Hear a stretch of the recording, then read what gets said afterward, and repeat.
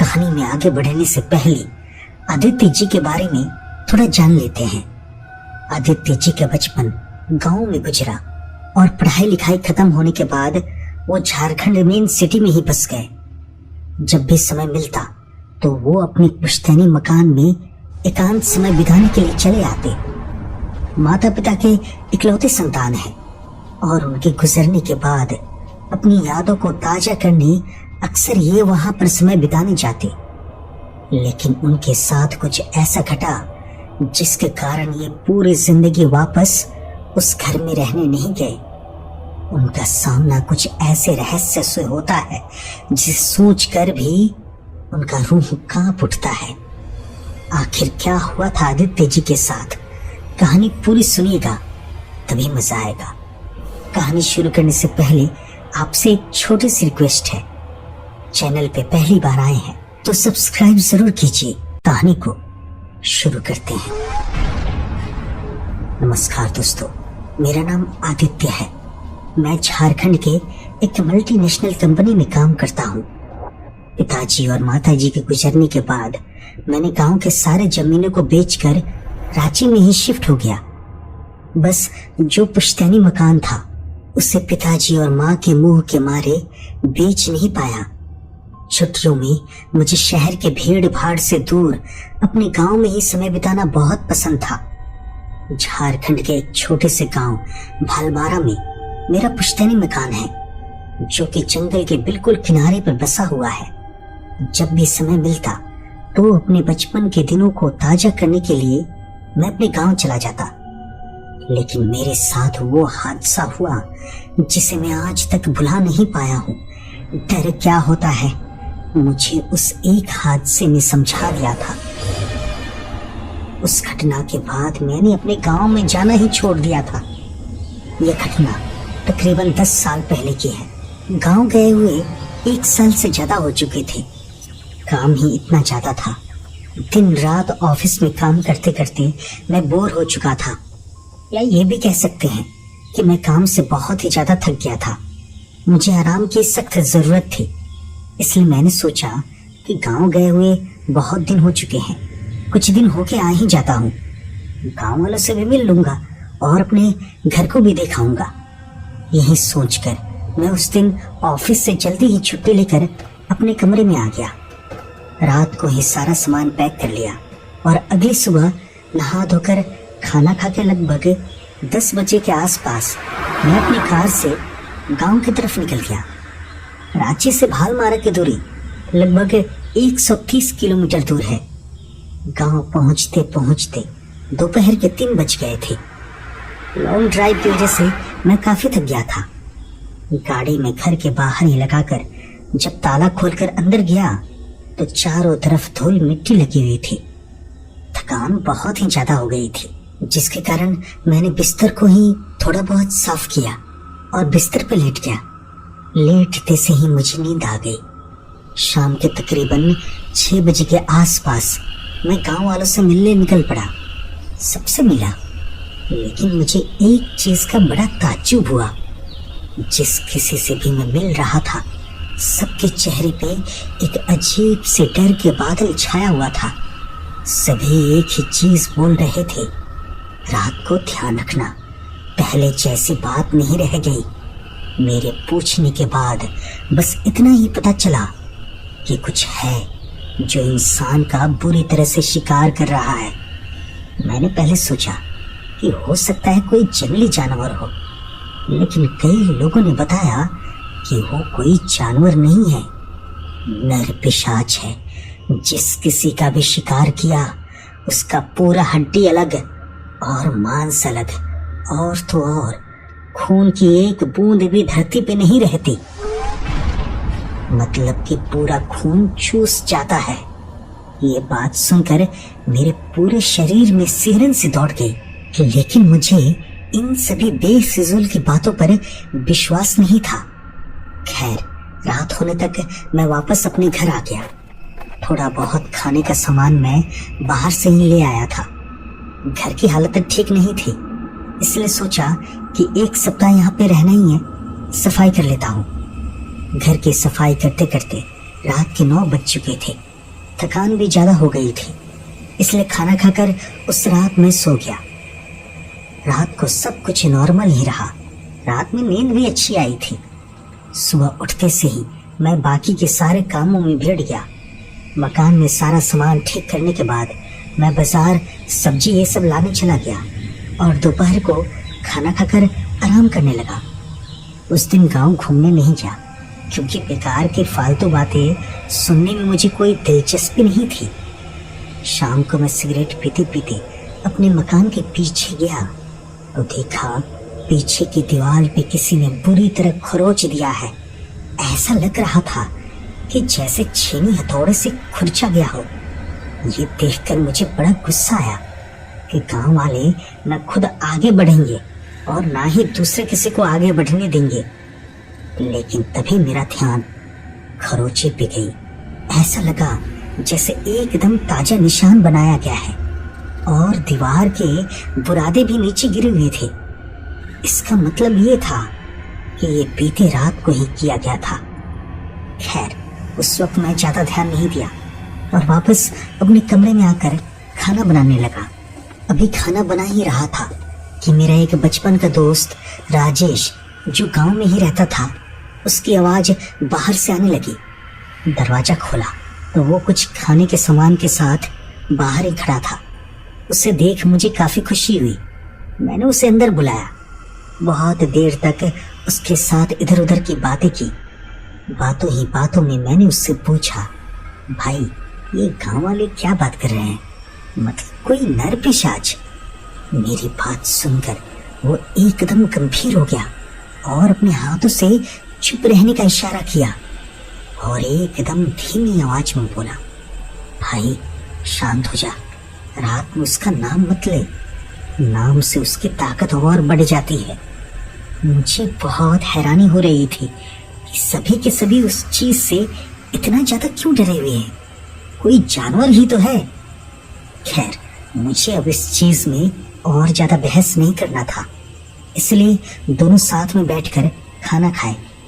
मैंने उसे बोला रात में यही ठहर जा, लेकिन वो जो बोला उसे सुनकर मुझे और ज्यादा चिढ़ होने लगी। वो फिर से उसी डरी और धीमी आवाज में बोला, भाई ये तुम्हारा घर गांव का आखिरी घर है और सबसे ज्यादा उसे इसी जगह के आसपास देखा गया है। मैंने अब झुंझलाते हुए उसे कहा, ठीक है, तू जा अब अपने घर। मेरे इस तरह के बर्ताव से मानो उसे कोई फर्क ही नहीं पड़ा हो और वो उसी तरह देखते हुए वहां से निकल गया। उसके जाने के बाद मैंने बिस्तर ठीक किया और सोने की तैयारी करने लगा। लेकिन उस रात मुझे कुछ बेचैनी जैसी महसूस हो रही थी। पता नहीं क्यों राजेश की बात बार बार मेरे दिमाग में घूम रही थी। खैर, जैसे तैसे करके मैं सोने की कोशिश करने लगा। रात के लगभग 1 बज चुके थे। अभी मेरी नींद लगी ही थी कि तभी अचानक बाहर लगे मेरे कार के अलार्म के बजने के कारण मेरी नींद खुल गई। मैंने खिड़की के बाहर की ओर झांक कर देखा पर वहां कोई भी नहीं दिख रहा था। मैंने अपनी कार की चाबी ढूंढी और अलार्म को बंद कर दिया। अलार्म बंद होने के बाद मैं वापस अपने बेड पे लेट गया और सोने की कोशिश करने लगा। लेकिन तभी थोड़ी देर बाद फिर से अलार्म बजने लगा। लेकिन मैं इस बार खिड़की के पास नहीं गया। ये सोचा कि आसपास कोई छोटे मोटे जानवर होंगे, इसलिए मैंने सोते हुए अलार्म को बंद कर दिया। अब सब कुछ एकदम शांत था। चारों तरफ खामोशी थी। रात के सन्नाटे में आ रही थी तो बस झिंगुरों की आवाजें। अभी कुछ 5-10 मिनट ही बीते होंगे तभी फिर से अलार्म तीसरी बार बजा। 1 या 2 बार तो फिर भी चलता है, पर बार बार अलार्म बजने के कारण अब मेरा दिमाग खराब होने लगा था। मुझे यह भी लग रहा था कि शायद गांव के किसी इंसान की शरारत तो नहीं, या हो सकता है कोई चोर हो। इसलिए अब मैं जानना चाहता था कि आखिर बात क्या है। इसलिए मैं जानने के लिए बिस्तर पे लेटा ही नहीं, खिड़की के पास खड़े होकर मैं अब अलार्म बजने का इंतजार करने लगा। अभी 5 मिनट ही बीते होंगे कि मैंने चांद की रोशनी में किसी को झाड़ियों की तरफ से मेरी कार की ओर आते हुए देखा। दूर से कुछ ठीक तरह से दिखाई नहीं दे रहा था, लेकिन वह जो कुछ भी था वह काफी लंबा, पतला और काले रंग का था। वह झुककर ऐसे चल रहा था जैसे कोई जानवर हो। वह कार के पास आया और उसने अपने लंबे और पतले पैरों से कार पे खरोच मार दिया। फिर से अलार्म बजा, लेकिन आवाज के होते से ही वो एक ही पल में झाड़ियों में गायब हो गया। मुझे अब यह लगने लगा कि शायद ये चोर ही है जो इस न्यू वर्जन कार के बारे में नहीं जानता। छूते से ही अलार्म बज जाने के कारण वह भाग जा रहा था। अब मेरे मन में यह डर भी लगने लगा था कि कहीं उसके पास कोई हथियार ये सब ना हो, इसलिए मैं एकदम चौकन्ना होकर उस पर नजर रखने लगा। थोड़ी ही देर में वह फिर से झाड़ियों से बाहर आया और धीरे धीरे मेरे घर के गेट के पास पड़ने लगा। मैं इतना ज्यादा डर गया था कि हिल भी नहीं पा रहा था। मेरे दिमाग में कई तरह के बुरे विचार आ रहे थे कि मैं इस चोर से अगर मुकाबला करने जाऊंगा तो शायद मेरे साथ कुछ गलत ना हो जाए। वो क्या है, वह मुझसे क्या चाहता है, वह कर क्या रहा है, ये सभी सवाल मेरे मन को सताए जा रहे थे। मेरे शरीर में सिर से लेकर पांव तक कपकपी छूट गई थी। मेरा गला सूख रहा था और दिल जोरों से धड़क रहा था। उस वक्त मैं बहुत ही ज्यादा डर गया था। खैर, मैंने सोचा कि ऐसे डरने से काम नहीं चलेगा। नीचे जाकर बाहर निकल के हल्ला करके गांव वालों को बुला लूंगा। जैसे तैसे करके मैंने खुद पर काबू पाया और मैं पीछे वाले रास्ते से जितना दम था पूरी ताकत लगाकर जल्दी से नीचे आ गया। मैं बस बाहर की लाइट्स ऑन करने ही वाला था कि तभी मेरे पैर जम से गए। वो काली परछाई खिड़की के एकदम पास में खड़ी थी। बाहर चांद की रोशनी में धुंधली सी दिखाई दे रही थी। वह खिड़की के अंदर की ओर ही देख रहा था, कोई अंदर है या नहीं। अब मुझे समझ में नहीं आ रहा था कि मैं करूं तो क्या करूं। अगर वहां से मैं हिलकर थोड़ी सी भी हट करता तो वो उसे पता चल जाता। मैं दबे पांव से जल्दी से अपने सोफे के पीछे छुप कर देखने लगा। सच बताऊं, उस वक्त मेरी ऐसी हालत हो गई थी कि मैं चाह कर भी वहां से हिल भी नहीं पा रहा था।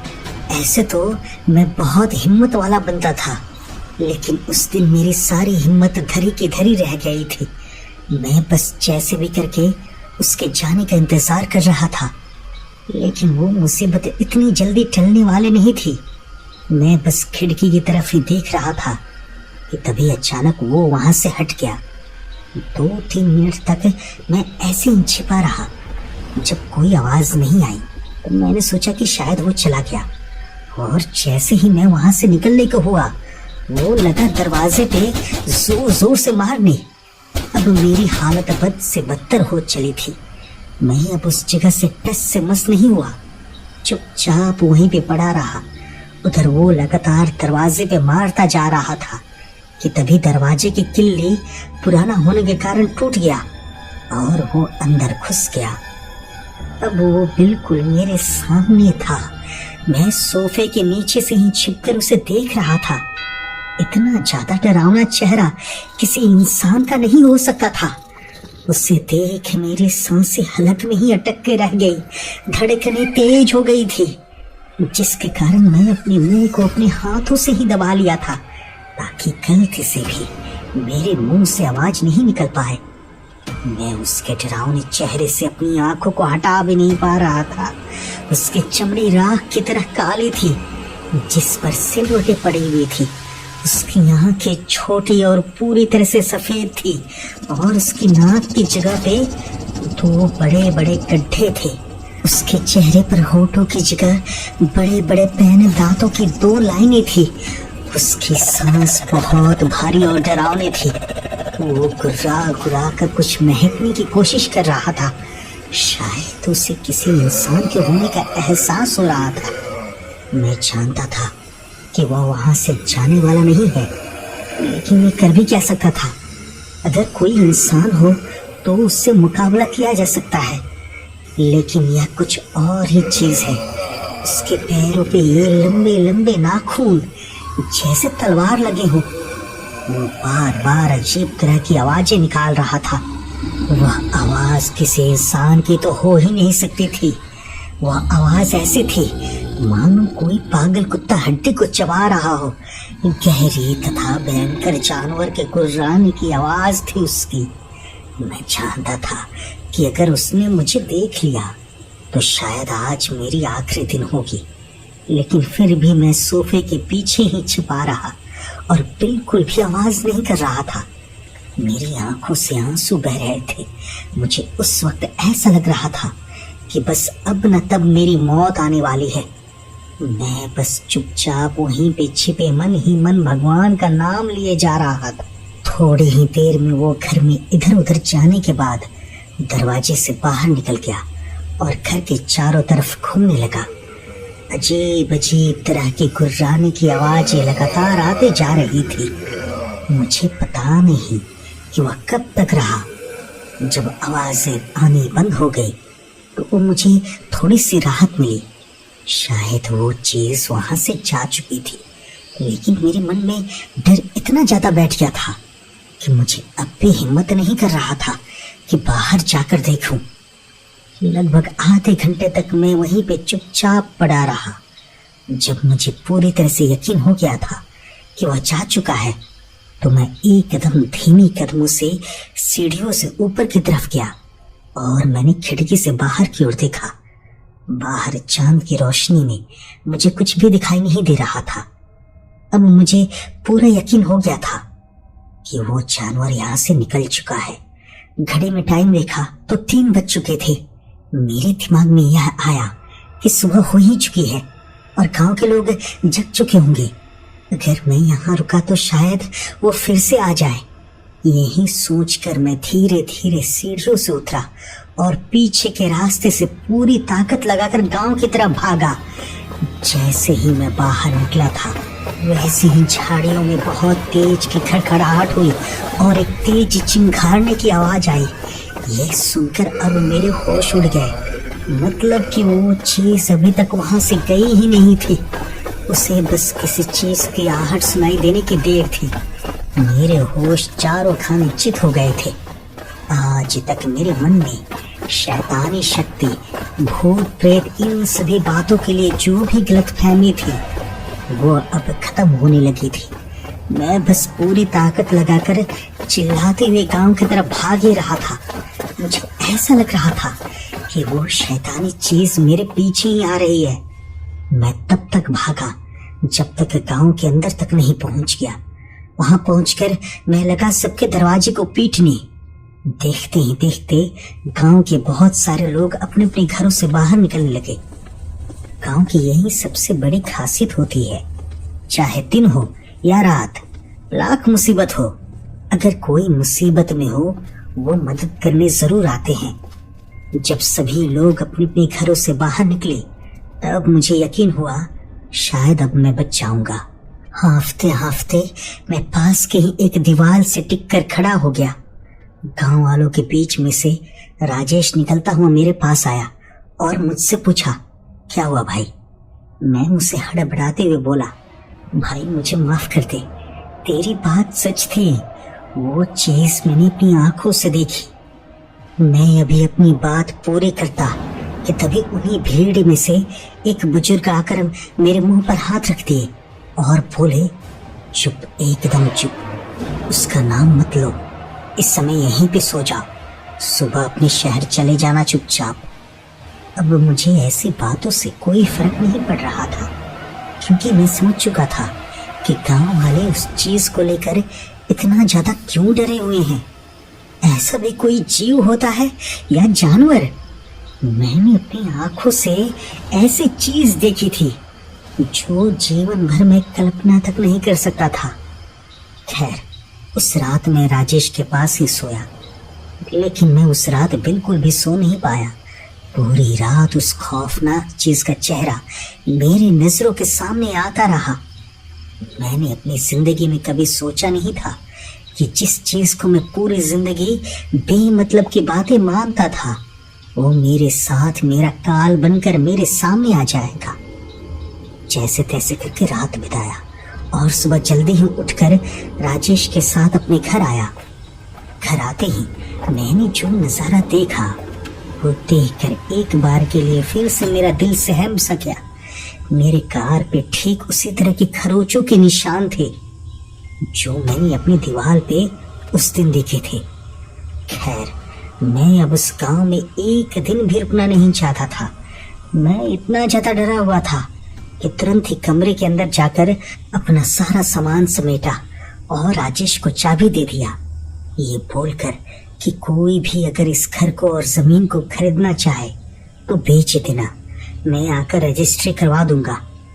उससे विदा लेकर मैं तुरंत कार की तरफ भागा और जितनी तेजी से हो सके अपने गांव से बाहर निकल गया। मैं तब तक भागा, तब तक गाड़ी चलाता रहा जब तक रांची ना पहुंच गया। खैर, उस दिन के बाद से मैं दोबारा कभी वापस अपने गांव नहीं गया। हालांकि बीच बीच में मैं राजेश को फोन करता रहा कि कोई घर खरीदने आया या नहीं, लेकिन उस घर को आज तक कोई नहीं खरीदा। आज उस घटना को बीते 10 साल से ऊपर बीत चुकी है, लेकिन अब भी मेरे मन में वो घटना तरोताजा है। आखिर वो क्या था ये आज तक समझ नहीं पाया, लेकिन जो भी चीज था वो मुझे पूरे जीवन के लिए डरा देने के लिए काफी था। आज की कहानी एक सत्य घटना पे आधारित है। कहा जाता है इस धरती पे एक ही शक्ल के 7 इंसान पाए जाते हैं। कुछ हद तक यह बात सच भी लगती है, क्योंकि हम शक्ल होते हैं। कई बार हमने जुड़वा भाई बहन को भी देखा है, लेकिन अगर आपसे कोई कहे बिल्कुल आपके किसी दोस्त के जैसा या आपके जैसे इंसान से आपके घर वालों ने देखा और उससे बात भी किया और उसने भी उसी तरह बात किया जैसे आप करते हो, या आपके दोस्त जान पहचान के करते हो, तब आप क्या कहेंगे? आज की कहानी सुनकर आप सभी इस सोच में पड़ जाएंगे कि क्या वाकई ऐसा होना संभव है। जी हाँ दोस्तों, छलावा यह एक ऐसी चीज है जो किसी भी जगह, किसी भी वक्त और किसी का भी चेहरा धारण कर सकते हैं, और अगर आप उसके बहकावे में आ गए तो शायद ही आपकी जिंदगी उसके बाद बचे या पहले की तरह नॉर्मल हो। कुछ ठीक नहीं कहा जा सकता। यह कहानी आशुतोष जी की है, जो झज्जरी के रहने वाले हैं। उनकी जिंदगी में वो खौफनाक घटना इतना ज्यादा असर किया कि वो कई दिनों तक इसी सदमे में रहे कि वो सब एक सपना था कि सच था। आखिर क्या हुआ था आशुतोष जी के साथ, कहानी पूरी सुनिएगा तभी मजा आएगा। लेकिन उससे पहले अगर आप हमारे चैनल पर पहली बार आए हैं तो चैनल को सब्सक्राइब जरूर कीजिएगा। हम इसी तरह की कहानियां अपने चैनल पे अपलोड करते रहते हैं। और अगर आज की कहानी अच्छी लगे तो लाइक, शेयर और कमेंट्स जरूर कीजिएगा। साथ ही अगर आपके साथ भी कोई भूतिया या रहस्यमय घटना घटित हुई हो तो नीचे दिए गए डिस्क्रिप्शन बॉक्स में व्हाट्सएप या टेलीग्राम नंबर पे आप अपनी कहानी बेझिझक भेज सकते हैं। तो दोस्तों, बिना विलंब किए चलिए आशुतोष जी की वह खौफनाक घटना खुद उनके ही नजरिए से समझने की कोशिश करते हैं। नमस्कार दोस्तों, मेरा नाम आशुतोष वर्मा है। मैं पश्चिम चंपारण के एक छोटे से गांव झज्जरी का रहने वाला हूं, जो भारत और नेपाल के बॉर्डर के एकदम नजदीक पड़ता है। हमारा गांव पहाड़ों के बीच में बसा है, घनी आबादी से काफी दूर। शहर भी लगभग 15 किलोमीटर दूर है। जो कुछ भी सामान खरीदना होता था तो शहर ही जाना होता था। मेरे गांव में एक कच्ची सड़क है जिस पर केवल एक ही बस चलती है और जो गांव से बाहर तक ले जाती है और ले आती है। हमारे गांव के आसपास थारू जनजाति के लोग अधिक रहते हैं। जंगली इलाका होने के कारण यहाँ का ना तो रोड का विकास पे अधिक ध्यान दिया गया था और ना ही आधुनिक संसाधनों का, जिसके कारण आए दिन बहुत परेशानियों का सामना करना पड़ता था। हालांकि अभी के समय में कुछ हद तक विकास हो गया है। आसपास छोटे मोटे चौक चौराहे बन गए हैं, लेकिन तब की स्थिति कुछ और ही थी। यह बात उस समय की है जब मैं अपने गांव वापस जा रहा था। गर्मियों की छुट्टी बिताने के लिए मैं अपनी नानी के घर गया हुआ था और वहीं से लौटकर वापस आ रहा था। नानी का गांव पश्चिम चंपारण के भापटा गांव में पड़ता है। हालांकि मैं नानी के घर से सुबह ही निकल चुका था, लेकिन उस समय सवारी का इतना सुविधा नहीं था। भापटा से नरकटियागंज और वहां से फिर बस पकड़ नहर वाले रास्ते के पास से फिर से पैदल चलकर गांव जाया जाता था, इसलिए मुझे काफी देर हो गई थी। नहर वाले रास्ते तक पहुंचते पहुंचते रात के करीब 8 बज चुके थे। अब वहां से मुझे पैदल ही सफर करना था, क्योंकि सड़क गांव से बाहर की ओर थी और मेरा घर गांव के काफी अंदर था।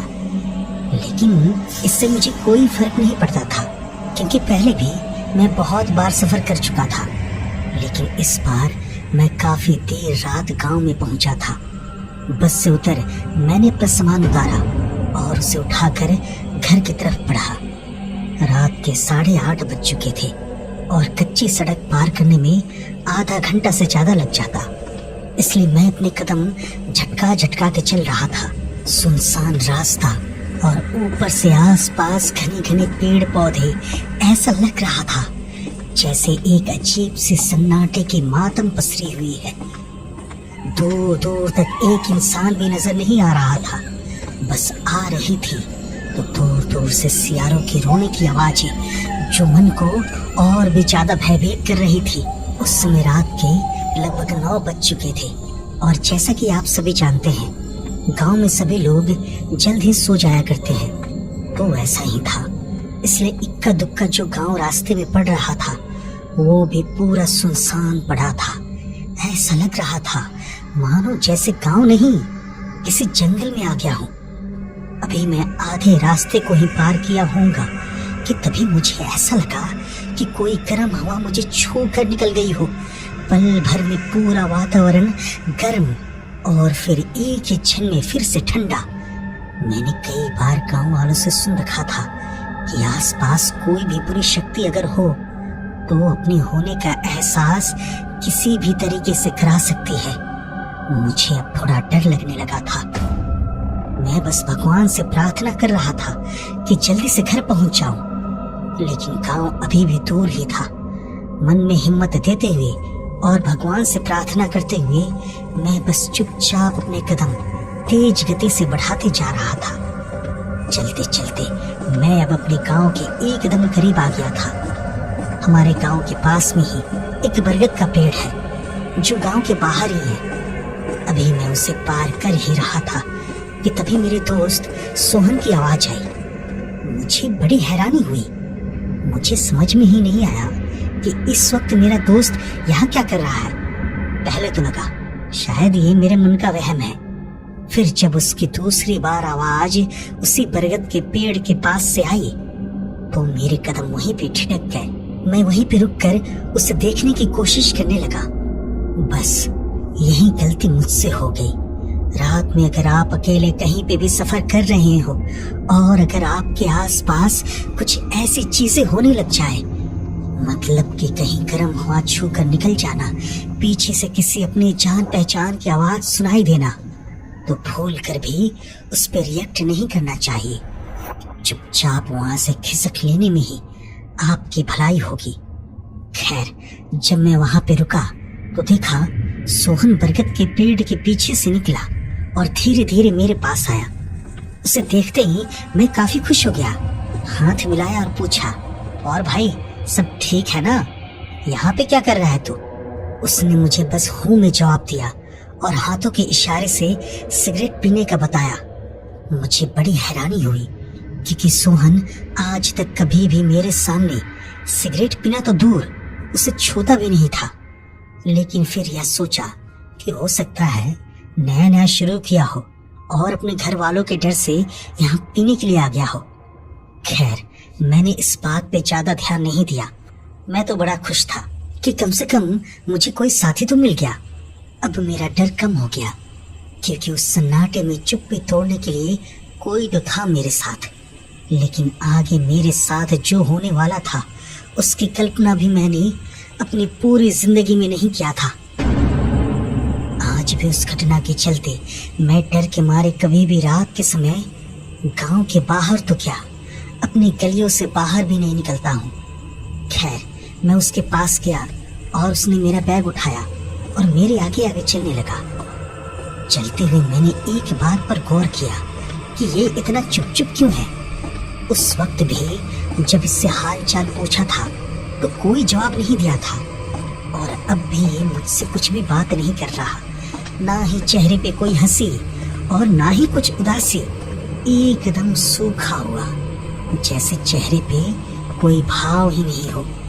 ये सब देखकर मुझे बहुत ही ज्यादा हैरानी हो रही थी, क्योंकि मेरा दोस्त सोहन तो बहुत ही बातूनी और शरारती था, और ये तो इतना शांत। बड़ी ही अजीब बात थी। खैर, थोड़ी देर साथ चलने के बाद मुझे उसके साथ चलने में थोड़ी असहज महसूस होने लगी। अभी हम गांव वाले रास्ते पे मुड़ते कि तभी वो एक दूसरा रास्ता लेके खेतों की तरफ बढ़ने लगा। अपनी धुन में मस्त होकर मैं भी उसके पीछे पीछे ही चल रहा था कि तभी दूसरे गांव में हो रहे कीर्तन की आवाज से मेरा ध्यान भंग हुआ और मैंने देखा कि हम तो दूसरे रास्ते की तरफ बढ़ गए हैं। मैंने उसको हड़बड़ाते हुए कहा, अरे भाई, कहाँ जा रहे हो? ये रास्ता तो खेतों से होकर जंगल की तरफ जाता है। तुम्हारा दिमाग खराब हो गया क्या? अभी मैं कुछ सोचता कि उसने मेरा हाथ पकड़ा और जबरदस्ती मुझे खेतों की तरफ खींच कर ले जाने लगा। जैसे ही उसने मेरा हाथ पकड़ा, वैसे ही मेरे पूरे शरीर में एक बिजली से सिहरन दौड़ गई। उसका हाथ बहुत ही ज्यादा ठंडा था, इतना ठंडा कि जैसे तुरंत ही हाथ ठंड के मारे जम जाएगा। मैंने अपने हाथ छुड़ाने की पूरी कोशिश की, लेकिन उसकी पकड़ इतनी ज्यादा मजबूत थी कि मेरे लाख कोशिश करने के बाद भी छूट नहीं पा रहा था। वो पूरी मजबूती से मुझे पकड़ के घसीटते हुए आगे बढ़ा जा रहा था। अब मुझे यह समझते देर नहीं लगी कि यह मेरा दोस्त नहीं है, ये तो कुछ और ही है। मेरा मन बहुत ही ज्यादा विचलित होने लगा था। मैं कोशिश यह कर रहा था कि उसका चेहरा देख सकूं, लेकिन वो आगे बढ़ता जा रहा था, जिसके कारण उसका चेहरा पीछे से अच्छे से दिखाई नहीं दे पा रहा था।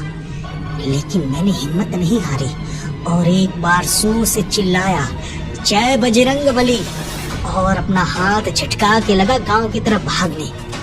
जैसे ही मैं उससे हाथ छुड़ाया था, वो अजीब तरह से लगा हंसने और मेरे पीछे पीछे ही लगा दौड़ने। मैं जोर जोर से चिल्लाते हुए गांव की तरफ भागा जा रहा था। उसकी हंसने की आवाज इतनी भयंकर थी कि मुझे एक बार भी हिम्मत नहीं हुई पीछे मुड़कर देखने की। भागते भागते मैं गांव के काफी नजदीक पहुंच गया था। मेरे चिल्लाने की आवाज सुनकर गांव के बहुत से लोग जग गए और मेरी तरफ दौड़कर आने लगे। अब तक मेरी सांसें पूरी तरह से फूल चुकी थी।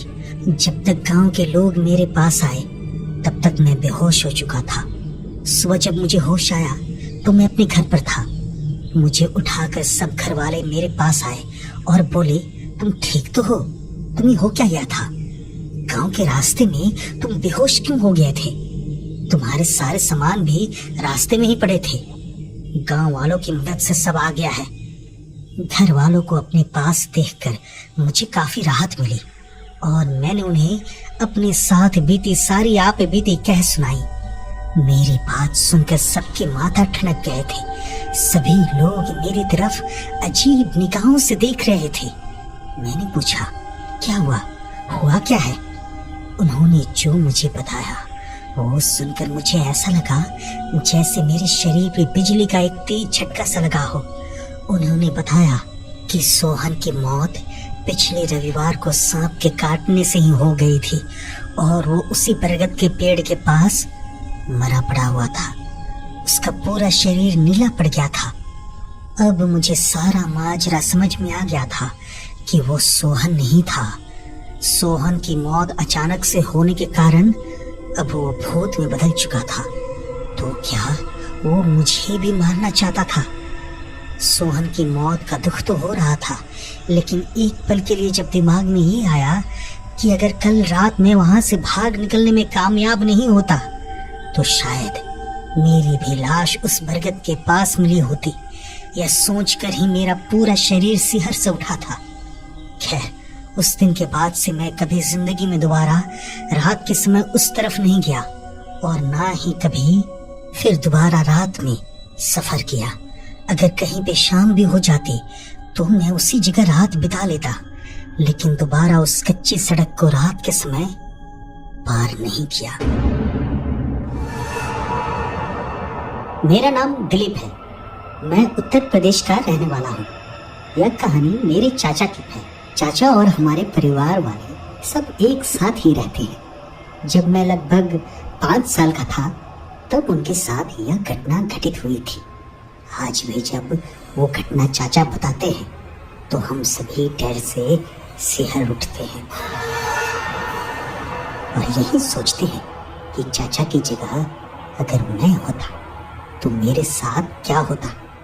भूत चाहे जैसा भी हो, वह किसी भी आकृति, छाया, रूप में प्रकट हो सकता है और जब चाहे वो विलीन हो सकता है, चाहे वो दुष्ट आत्मा हो या अच्छी आत्मा। डर दोनों से ही लगता है, क्योंकि बचपन से ही हम भूत प्रेतों को कहानियों, फिल्मों इत्यादि में खूंखार रूप में ही देखा है, इसलिए डर जायज है। यही मेरे चाचा के साथ हुआ। सुनकर आपको शायद उतना डर न लगे, लेकिन जिसके साथ घटना हुई होती है वही समझ सकता है। मेरे परिवार वाले पूर्ण रूप से खेती पे ही निर्भर रहते थे। 12 महीनों खेती ही होती थी। चाचा क्योंकि जवान थे और उनकी शादी भी नहीं हुई थी, इसलिए खेतों की रखवाली के लिए वो रात के समय खेतों में ही मढ़ई में रहा करते थे। मढ़ई जिनको पता नहीं है उनको मैं बता दूं कि खेतों के बीच में एक घास फूस का घर बनाया जाता है जो बांस के सहारे ऊपर उठा होता है। उसी में बिस्तर लगा के चाचा रात को सोते थे। सितंबर का महीना था, ठंड अभी शुरुआत हुई थी, इसलिए चाचा कंबल और कुछ घास फूस और सूखी लकड़ियों को लेकर मढ़ई के पास में आग जलाई और थोड़ी देर आग तापने बैठ गए। बीच बीच में वो देसी लोकगीत भी गुनगुनाते लगते थे। उनको गाना गाने का बहुत ही शौक था। अभी वो गाना शुरू किए ही थे कि उन्हीं के साथ साथ किसी बुजुर्ग व्यक्ति के गाना गाने की आवाज सुनाई देने लगी। चाचा चौंक गए कि अभी मेरे खेत में कौन आ गया, कोई चोर तो नहीं। यही सोचकर वो उठकर इधर उधर देखने लगे और आवाज देके पूछे, कौन है चाचा, कोनो काम बा का? उधर से धीरे धीरे किसी के पास चलने की आवाज आई। क्योंकि अंधेरा ज्यादा था इसलिए स्पष्ट रूप से कुछ दिखाई नहीं दे रहा था। उधर से आवाज आई, आवत बानी बबुआ।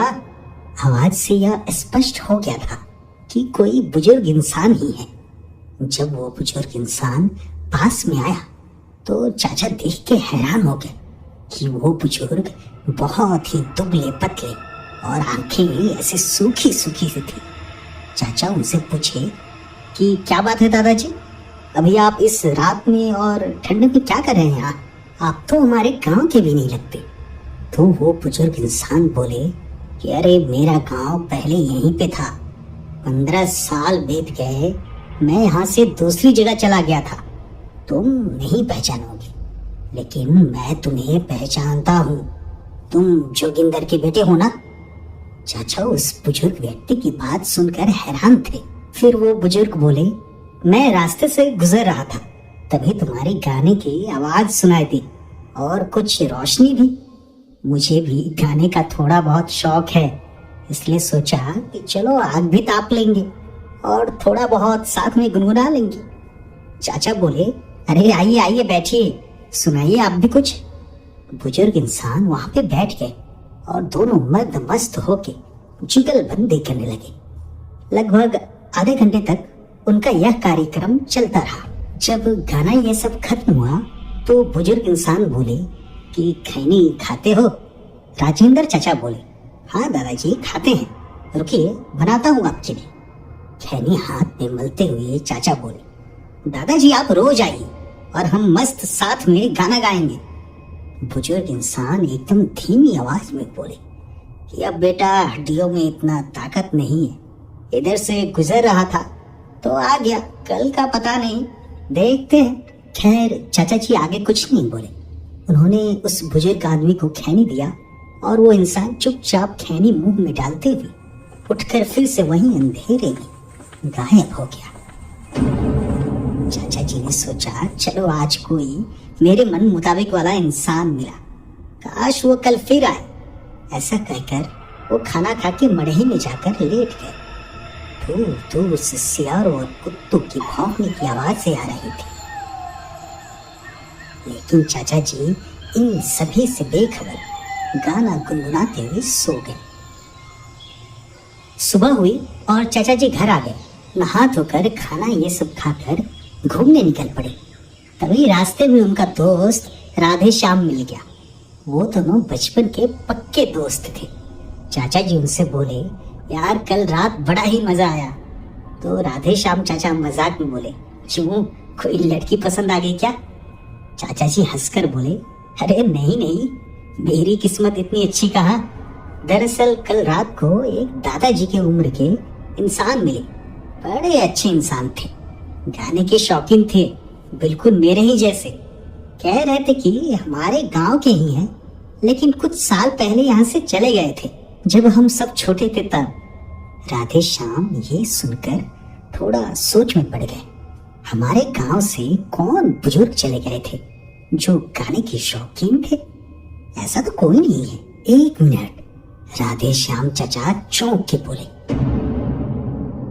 ये बुधवा के दादाजी तो नहीं थे? चाचा जी एकदम झिझकते हुए बोले, अरे उसके दादाजी तो कब के गुजर चुके हैं, वो कैसे हो सकते हैं? मेरे सामने एकदम जिंदा इंसान थे।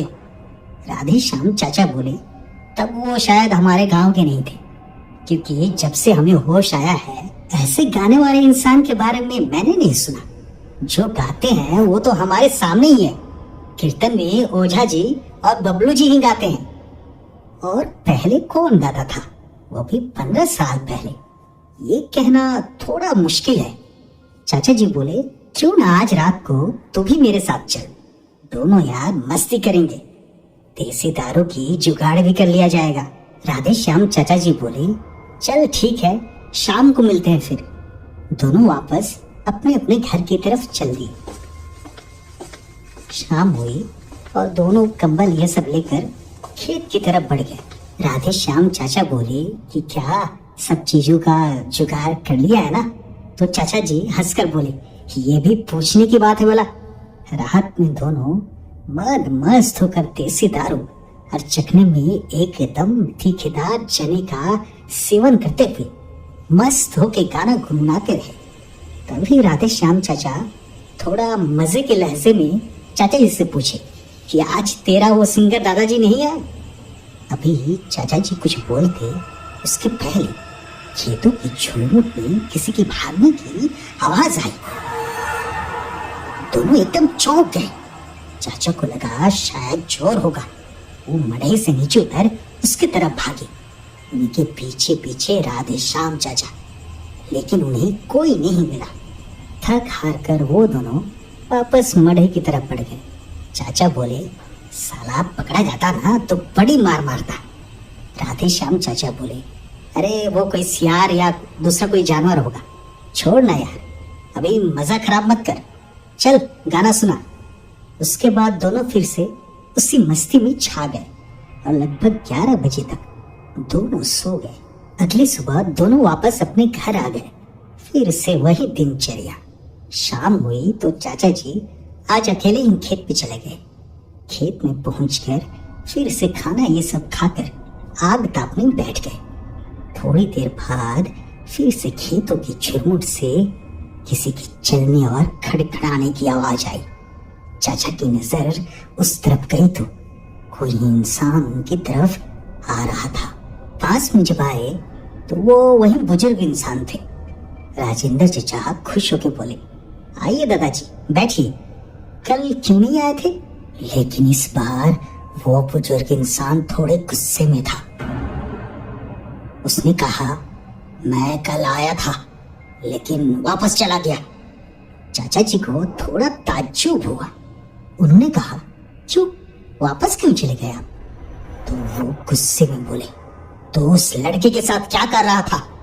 राधे श्याम के साथ, उसको खेत में क्यों लाया था? तो चाचा जी बोले, अरे वो मेरा दोस्त है, आपसे ही मिलवाने लाया था। तो इस बार वो और गुस्से में बोले, नहीं, मुझे और किसी से नहीं मिलना, और उसने मुझे बुढ़ापे में बहुत परेशान किया था। चाचा जी हैरान होकर पूछे, आप उसको भी जानते हैं? तो वो बुजुर्ग इंसान थोड़ा गंभीर होकर बोले, हाँ, मैं सबको जानता हूँ।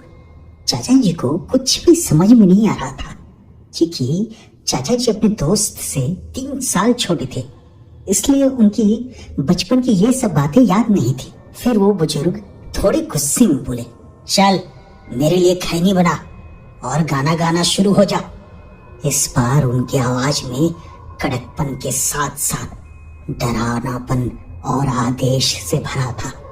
चाचा जी बोले, आप ऐसे क्यों बात कर रहे हैं? मैं आपका नौकर हूं क्या? थोड़ा सा गा क्या लिया, मुझे नौकर ही समझ बैठे हैं। लेकिन इस बार वो बुजुर्ग इंसान एकदम मुंह के सामने अपना चेहरा लाकर बोले, तुझे डर नहीं लगता? चाचा जी चिढ़ते हुए बोले, मुझे क्यों डर लगेगा? इस बार वो बूढ़ा इंसान अजीब सी आवाज में बोला, मैं बुधवा का ही दादा हूं, बोल, अब डर लगा ना? इतना सुनते ही चाचा जी को एक करंट जैसा झटका लगा। वो लपक कर पीछे हटे और जोर जोर से भूत भूत चिल्लाते हुए वहां से लगे भागने। उनके पीछे पीछे वो बुजुर्ग इंसान दौड़ते हुए बोला जा रहा था, भाग कहाँ रहा है अब? तुझे तो डर नहीं लगता ना? कम से कम खैनी तो देते जा। लेकिन चाचा जी बिल्कुल भी बिना पीछे मुड़े बस भागते ही जा रहे थे। जब उन्हें गांव की थोड़ी सी रोशनी दिखाई दी, तब उन्होंने थोड़ी सी राहत की सांस ली और धीरे धीरे चलने लगे। उनके दिमाग में पता नहीं क्या आया, फिर से पीछे मुड़ के देखा तो फिर से तेजी से भागने लगे। वह बुजुर्ग इंसान इतना कमजोर दिख रहा था, जिसकी हड्डियों में ताकत तक नहीं थी। वो अभी भी चाचा के पीछे इतनी तेज दौड़े दौड़े आ रहा था और चिल्ला रहा था, अरे खैनी तो देते जा, वरना पूरी रात तुझे सोने नहीं दूंगा। चाचा जी ने अपने धोती से खैनी का पूरा डिब्बा सहित फेंक दिया और दौड़ते दौड़ते सीधा घर के पास आके लगे जोर जोर से दरवाजा पीटने। उनके बड़े भैया यानी कि मेरे पिताजी दरवाजे के पास आए और चाचा जी की ऐसी हालत देखकर जल्दी से उनको घर के अंदर ले गए। चाचा जी अभी भी भूत भूत कहकर बुदबुदा रहे थे। पिताजी उन्हें समझाकर पूछने लगे, अरे क्या हुआ है, बताएगा भी? कोई इसके लिए पानी लाओ पहले। मेरी माँ ने पानी लाया और वो खटाखट पूरी पानी पी के लंबी सांस लिए पूरी कहानी बताई। वो बुधवा के दादाजी थे, मुझसे कल भी मिले थे और पूरी घटना का बयान डरते डरते करते गए। पिताजी उन्हें हिम्मत देते हुए समझाने लगे कि अरे अभी कोई भूत नहीं है, तुम घर पे हो, कल सुबह देखते हैं, अभी सो जाओ यहीं पे। चाचा जी पूरी रात सो नहीं पाए। उन्हें ऐसा लग रहा था कि फिर से वो खैनी मांगने आएगा। खैर जैसे तैसे करके रात बीती। सुबह उनको बहुत ही तेज बुखार चढ़ गया था। गांव के ही ओझा जी को बुलाया गया। झाड़ फूक ये सब करके उनका डर कुछ कम कर दिया गया। तब जाके वो ओझा जी बोले, हाँ इसकी सारी बात सच है, जिसको इसने देखा वो बुधवा के दादा ही थे। खैर उन्होंने आज तक किसी को कोई हानि नहीं पहुंचाई, बस इसको डरा दिया क्योंकि ये उनकी बात नहीं मान रहा था। उनके मरने से पहले तक गाने का शौक नहीं किया था उनका। कहीं भी बैठ के कभी भी गाना शुरू कर देते थे और मस्त खैनी मलते हुए कई घंटे एक ही जगह पे बिता देते थे। यह सुनकर चाचा जी को सारी बातें समझ में आ गई थी कि वो क्यों मेरे पास आए थे। उस दिन के बाद से चाचा जी कभी भी खेत में नहीं गए, गांव में ही किराने की दुकान खोल ली और खेती बाड़ी से उनका ज्यादा मतलब नहीं रहा। दिन में कभी कभी तो चल भी जाते थे, लेकिन जैसे ही शाम के 6 बजते थे चुपचाप वो घर के अंदर होते थे। चाहे आंधी आए या तूफान, किसी की हिम्मत हो कि उनको घर से बाहर निकाल दे। दोस्तों, आज की कहानी आपको कैसी लगी? आशा है बेहद पसंद आया होगा। अगर आप हमारे चैनल पे नए हैं तो हमारे चैनल को सब्सक्राइब कीजिए। जल्द ही मुलाकात होगी नई नई कहानियों के साथ। तब तक हम आपसे विदा लेते हैं।